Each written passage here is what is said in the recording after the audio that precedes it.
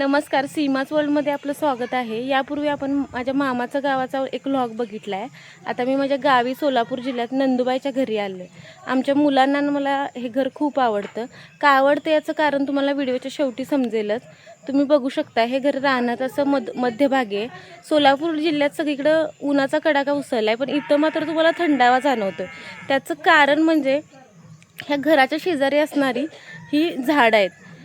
आता तुम्ही बघू शकताय की हा 5 गुंठ्याचा प्लॉट आहे आणि यात कशी त्यांनी झाडं लावल्यात। सगळी फळझाडं असतील किंवा काही भाजीपाला आहे। तुम्हाला घरातून बाजारातून काय आणण्याची गरजच नाही, असं या घराच्या भोवतीने भाज्या आणि फळं आहेत। आता तुम्ही आंब्याचं झाड बघू शकताय, पूर्ण आंब्याने लकडले। शिवाय पेरू आहे, तुळशीचं वृंदावन किती तुळस मोठी झालेली बघू शकता। आणि रानभाज्या पण इथं काय काय आहेत, जसं की तुम्ही बघू शकताय ही घोळ भाजी आहे, ही मिरचीची काही रोपं आहेत, कारल्याचा वेल आहे, पपईचं एक झाड आहे। तुम्हाला दाखवते किती उंचावरती गेले, अगदी पपयांनी लकडून गेले। आता घराबद्दल सांगायचं झाल्यानंतर ना, दोन्ही साईडला घराची वेगवेगळ्या प्रकारची झाडं आहे। प्रत्येक झाडाला असं खास वैशिष्ट्य असं आहे। हे घर आहे असं सुरुवातीला असं तुळशीचं वृंदावन आहे। या साईडला त्यांच्या सासूबाई बाहेर चुलीवर स्वयंपाक करतात आणि इकडे वर्षभरासाठी लागणारे कांदे, लसूण त्यांनी सगळे साठवून अशा प्रकारे ह्या शेडमध्ये ठेवलेले आहेत। हा लसूण आहे, पूर्ण देशी लसूण आहे। शिवाय तुम्ही बघू शकता ज्या आपल्या परसात भाज्या असतात, जसं की आळू आहे। आळू हा आपण पोट साफ करण्यासाठी खातो, तर ह्या 2 आळूचे प्रकार आहेत। हा एक संकरित आळू आहे आणि हा देशी आळू आहे। हे दोन्ही पण आळू खाण्यासाठी उत्तम असे आहेत। शिवाय कारली बघू शकता, हा कारल्याचा एकदम कुठलीही फवारणी नाही, एकदम नैसर्गिकरित्या असा हा कारल्याचा वेल आहे। पूर्ण कारल्याने लखडून गेलेला आहे। यातच एक घरटं देखील आहे, तुम्ही बघू शकताय। एका पक्षानं घरटं देखील बनवलंय।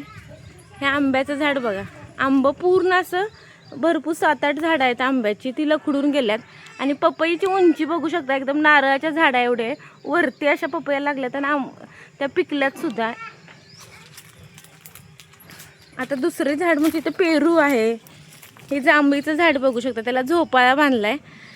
आणि मुलांना ह्यासाठीच हे घर आवडतं, कारण की एकदम निसर्ग संपदेनं भरलेलं आणि गारवा देणारं। बाहेर सगळीकडे ऊन पसरलेलं आहे, पण मुलांसाठी ह्या झाडाखाली छान असा झोपाळा बांधलाय, खेळायला छान आहे। आबोली आहे ही पूर्ण घराच्या पूर्ण बाजूला वेढा बघितला असा तर तुम्ही सीताफळाची झाडं आहेत। थंडीच्या दिवसात छान सीताफळ देखील, प्रत्येक ऋतूत येणारं फळाची झाडं यांनी लावलेली आहेत। हे जांभूळ आहे, सीताफळ आहे आणि त्याला लागलेलं मोहोळ बघू शकताय तुम्ही। वरती एक मोहोळ सुद्धा आहे, मधमाशाने घरटं केलेलं आहे। हे आता हा चाफा आहे बघा, पांढरा चाफा आहे।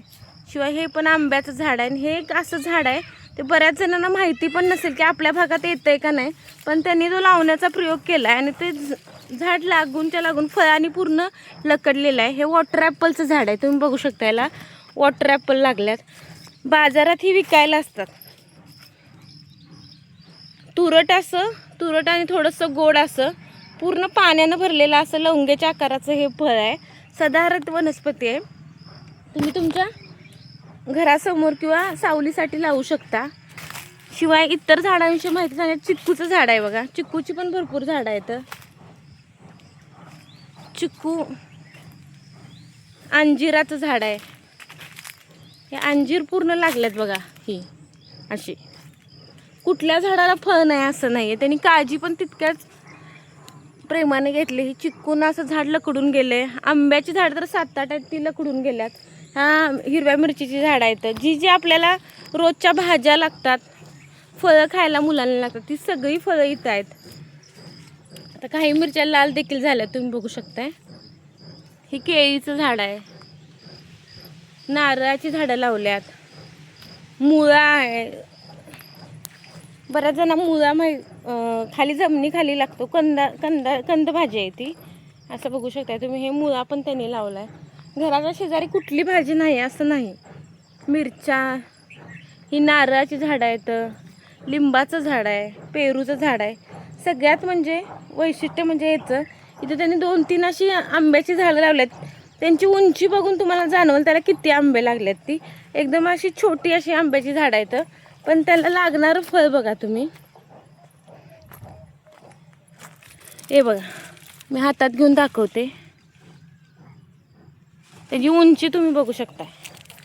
कमरे एवढं सुद्धा झाड नाही, पण त्याला फळं किती लागलेत बघा.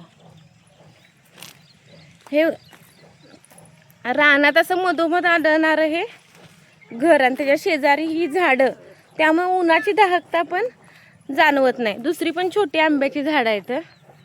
आता ही पपई बघू शकताय किती पपया लागल्यात. अशी पपईची झाडं पक्ष्यांना तर पक्षी दिवसभर इथनं हलतच नाहीत, इतकी फळ झाडं देखील आहेत. आणि हे तुम्ही दुधी भोपळा बघू शकता, असा सुकून गेलाय. हा मोठा होऊन सुकून गेलाय. बऱ्याच जणांना माहीत नसेल, दोडका दुधी भोपळा सुकलेला असतो, याच्यापासून आपण बॉडी स्क्रब छान बनवू शकतो. आता हे अजून एक आंब्याचं असं झाड आहे, एकदम छोटं पण पूर्ण असं भरलेलं आंब्याने. ही मोगऱ्याचे 2-3 प्रकार त्यांनी लावल्यात. हे एक आंब्याचं आहे, हा एक मोठा मोगरा आहे. ही लाल रंगाची जास्वंद आहे 5 पाकळ्याची. जास्वंदीचे देखील फायदे आहेत. हे मोसंबीचं झाड आहे, त्यांनी अशीच फांदी रोवलेली तर ते छान आले. आता हा मोगरा एंट्रन्सलाच लावला आहे त्यांनी. बाकी काय काय रानभाज्या पण यातनी चिगळ वगैरे भाज्या आहेत. चिगळीची भाजी पण तुम्ही बघू शकता, यातनंच पसरलेली आहे. आपण चिगळीची भाजी यापूर्वी देखील आपल्या चॅनलवर याचा व्हिडिओ पाहिला आहे. आणि हे मग त्यांचं रानातलं सगळं साहित्य आहे. असं हे छान आणि सुंदर असं घर आहे, त्यामुळेच लहान मुलांना आवडतं. आम्हाला देखील आवडतं, कारण कितीही ऊन असू दे खरं निवांतपणा आणि गारवा या घरात आल्यावर जाणवतं. तुम्हाला हा व्हिडिओ कसा वाटला आहे कमेंटमध्ये नक्की सांगा.